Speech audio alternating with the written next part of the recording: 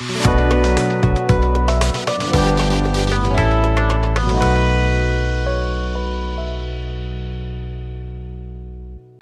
मित्रांनो, आज संसदेत बहुप्रतीक्षित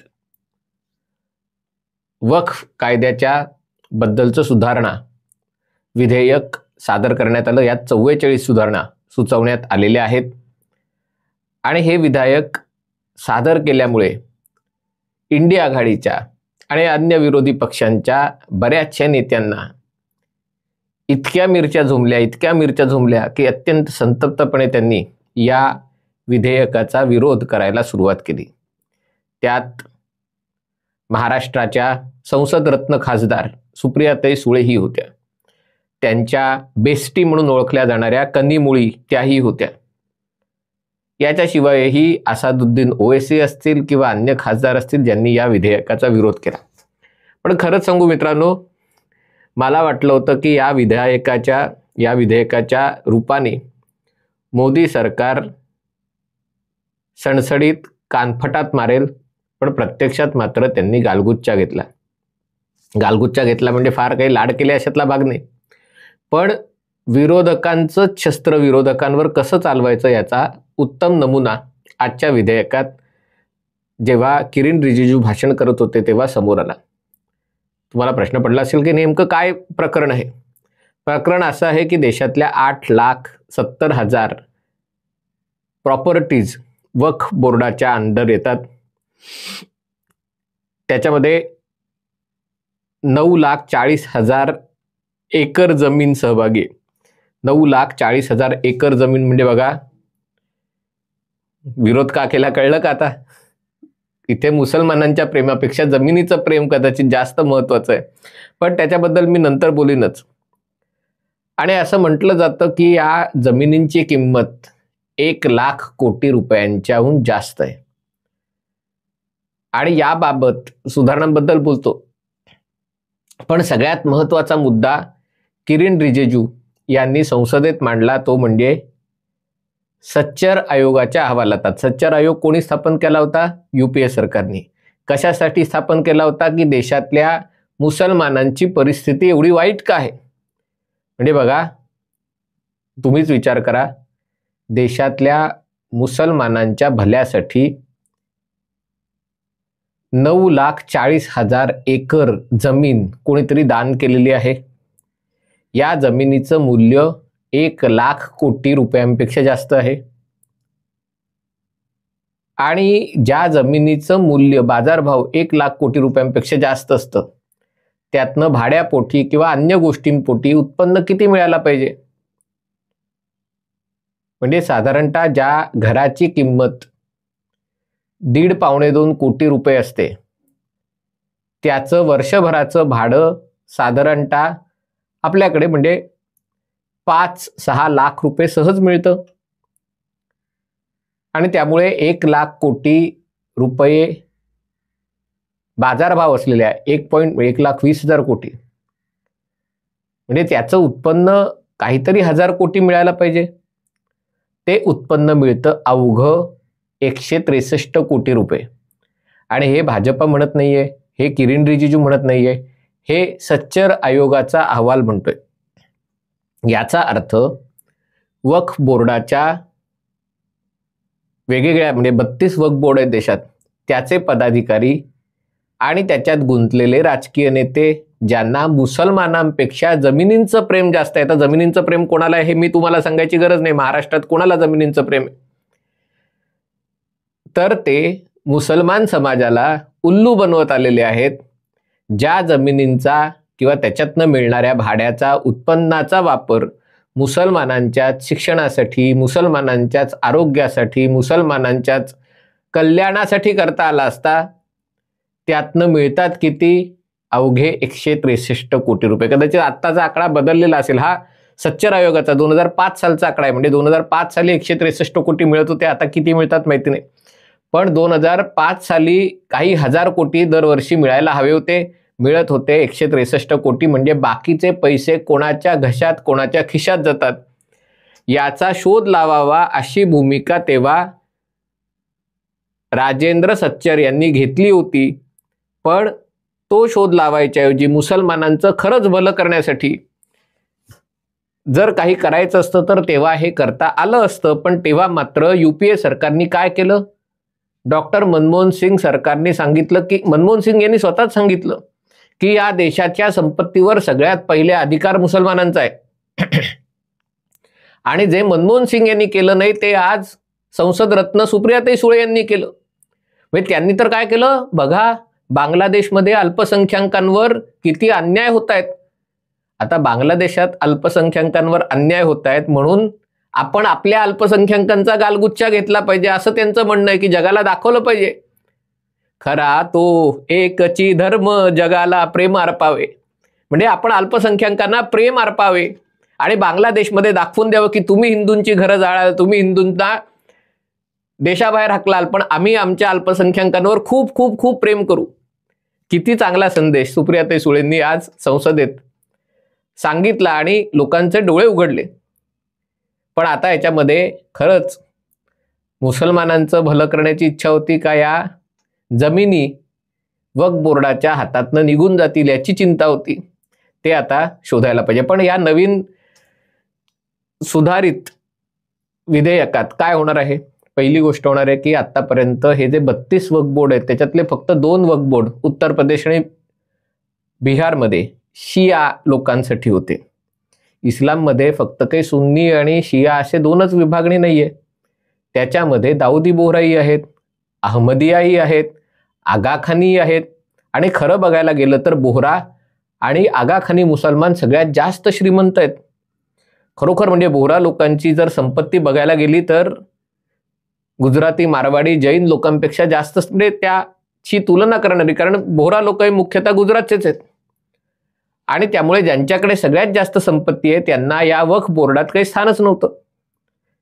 म्हणजे बोहरा मुसलमान, आगाखानी मुसलमान यांच्याही प्रॉपर्टीज असतील, फक्त हिंदूंच्या प्रॉपर्टी नाही तर या सगळ्यांच्याही प्रॉपर्टी वक्फ बोर्डाच्या त्यांच्यावर डोळा होता. अशा अनेक प्रॉपर्टी त्यांनी त्याच्यावर टोपी टाकून ठेवली होती. आता बोहरा लोकांनाही हा अधिकार मिळेल, आगाखानी लोकांनाही अधिकार मिळेल.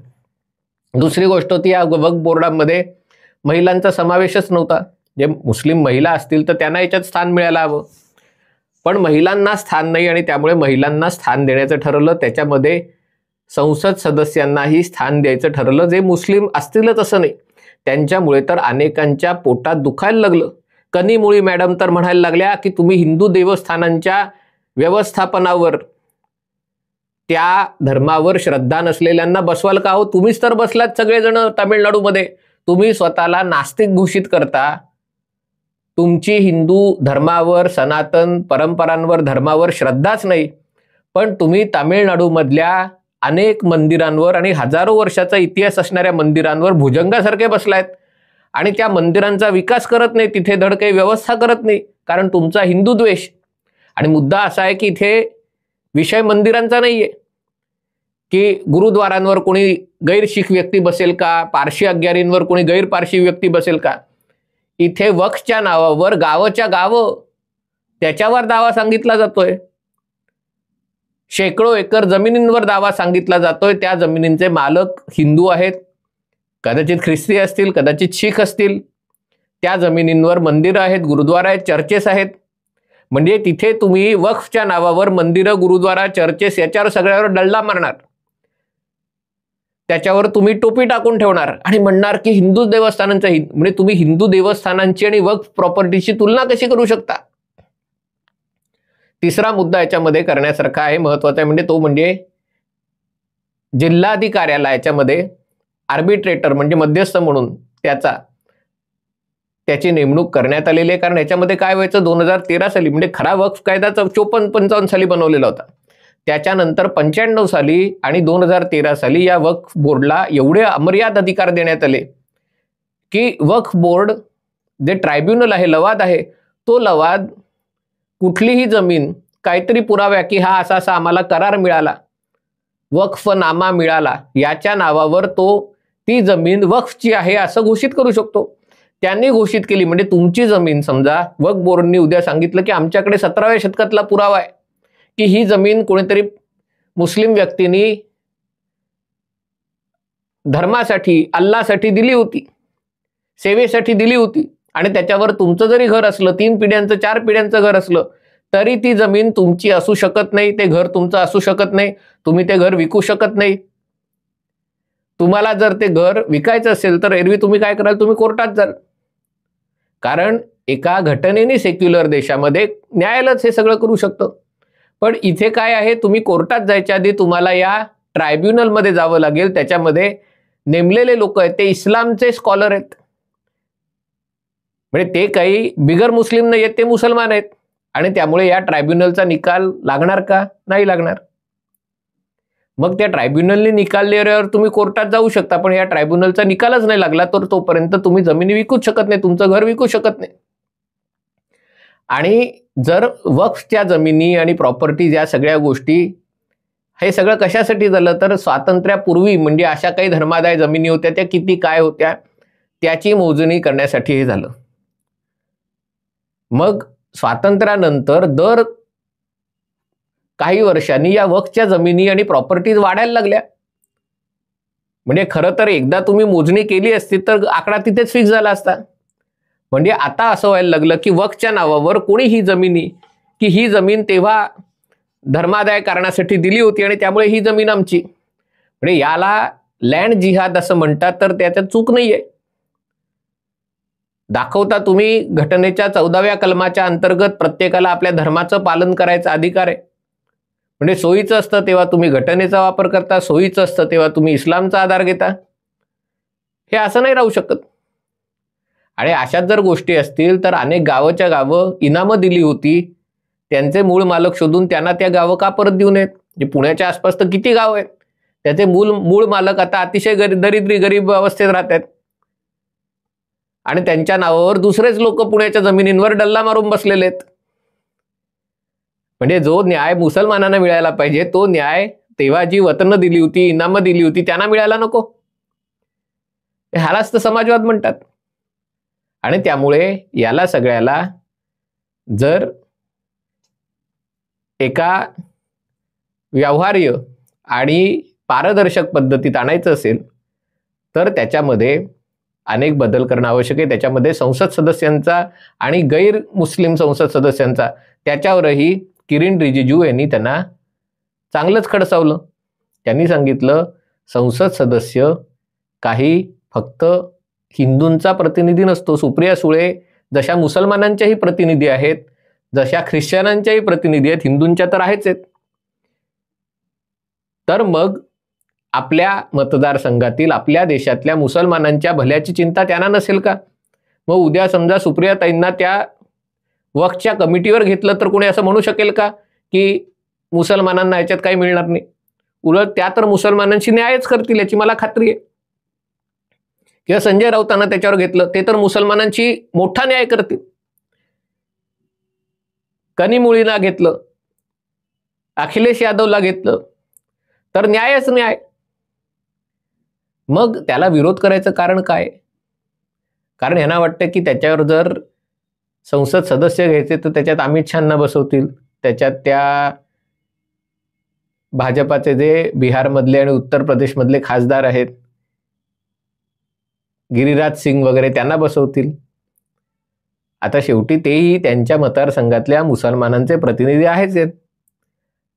आणि त्यामुळे केंद्र सरकार ज्या गोष्टी करतायत, आणि किरण रिजिजू म्हटले आता तुम्ही विरोधाला विरोध करतायत, पण अनेकदा अल्पसंख्याक मंत्री म्हणून विरोधी पक्षातल्याच मुसलमानांचे प्रतिनिधी नेते मला येऊन सांगतात की हे वक्फ बोर्डाच्या नावावर सगळे भुजंग बसलेले आहेत.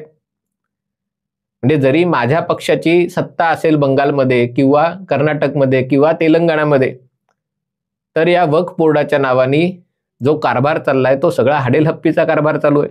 आणि तुम्ही काहीतरी करा असं सांगणारे काँग्रेसचे नेते, असं सांगणारे अन्य पक्षांचे नेते.